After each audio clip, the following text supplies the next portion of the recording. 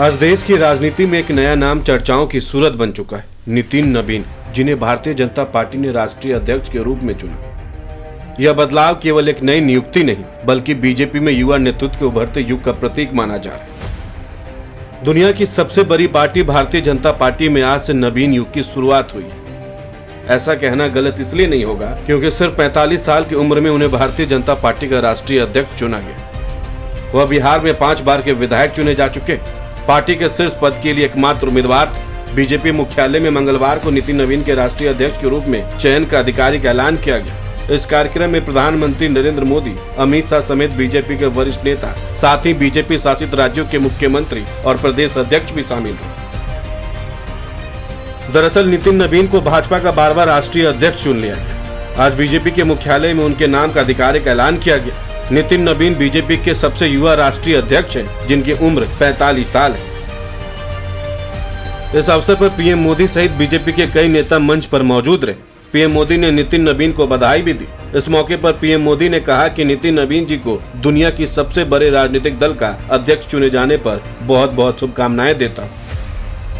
कई महीनों से संगठन पर्व यानी पार्टी का छोटी सी इकाई से लेकर राष्ट्रीय अध्यक्ष चुनने तक की प्रक्रिया लोकतांत्रिक तरीके से भाजपा के संविधान के तरीकों और उसमें बताई गई हर बात ध्यान में रखकर लगातार चल रही थी। आज उसका विधि पूर्वक समापन हुआ। सबसे बड़ी बात यह थी कि प्रधानमंत्री ने खुद नितिन नवीन को अपना बॉस बताया। माननीय नितिन नवीन जी को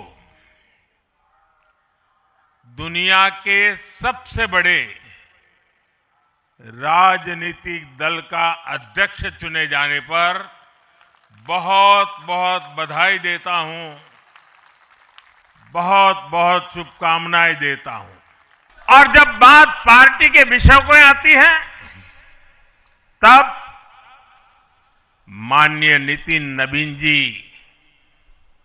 मैं एक कार्यकर्ता हूं, वे मेरे बॉस हैं।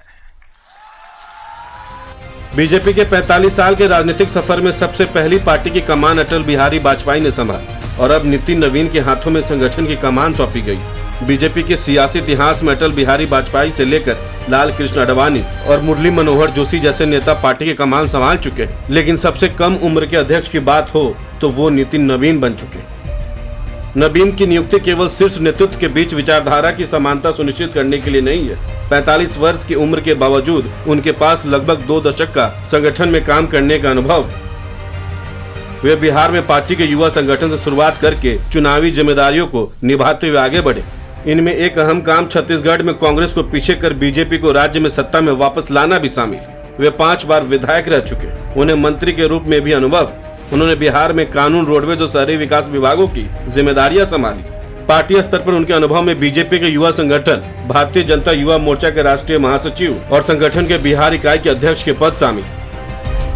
बता दें कि 2023 में नितिन नवीन को छत्तीसगढ़ विधानसभा चुनाव में बीजेपी की कमान सौंपा गया। उस समय कांग्रेस पार्टी भूपेश बघेल के नेतृत्व में मजबूत स्थिति में मानी जा रही थी और अधिकांश सर्वेक्षणों में कांग्रेस की जीत भविष्यवाणी की जा रही थी, लेकिन नवीन के नेतृत्व में बीजेपी ने स्पष्ट बहुमत से जीत हासिल की।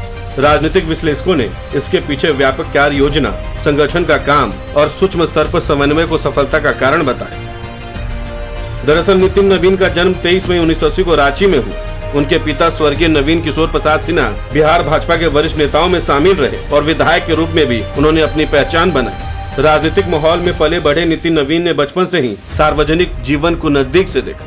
शिक्षा की बात करें तो नितिन नवीन ने Saint Michael high school Patna से 10वीं पास की और उसके बाद दिल्ली के CSKM पब्लिक स्कूल में इंटरमीडिएट पूरा किया। यहीं से उनका राजनीतिक यात्रा का आधार मजबूत होने लगा। उनका राजनीतिक सफर असल में शुरुआती दिनों से ही सक्रिय रहा। उन्होंने बीजेपी के युवा मोर्चे में काम किया, संगठन की बुनियाद को समझा और फिर उन्होंने 2006 में पहली बार विधानसभा चुनाव में जीत हासिल की। सियासी दिग्गजों के साथ काम करते हुए नितिन नवीन ने बिहार सरकार में सड़क निर्माण, शहरी विकास और कानून और न्याय जैसे महत्वपूर्ण विभाग संभाले। इससे उन्हें प्रशासनिक अनुभव भी मिला।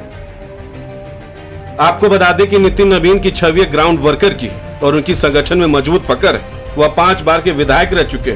नितिन नवीन का चयन बीजेपी के लिए एक रणनीतिक कदम माना जा रहा है। उनकी नेतृत्व क्षमता और ग्राउंड लेवल पर काम करने की छवि के चलते पार्टी के अंदर और बाहर उनके योगदान को सराहा जा रहा है। बीजेपी का यह कदम खास तौर पर आगामी चुनावों की दृष्टि से महत्वपूर्ण माना जा रहा है। इधर नितिन नवीन ने अपने अध्यक्ष पद के ऐलान से पहले आज दिल्ली के विभिन्न प्रमुख मंदिरों में पूजा अर्चना की, जिससे उन्होंने साफ संदेश दिया कि बीजेपी हिंदुत्व की राजनीति करती है और हिंदू पार्टी के कोर वोटर है। उन्होंने सबसे पहले झंडे वालन देवी मंदिर में पूजा की, फिर वाल्मीकि मंदिर में जाकर एससी समुदाय को संदेश दिया। इसके बाद नितिन नवीन हनुमान मंदिर भी गए और अंत में बंगला साहिब गुरुद्वारा में जाकर सिख समुदाय के प्रति अपना आभार व्यक्त किया।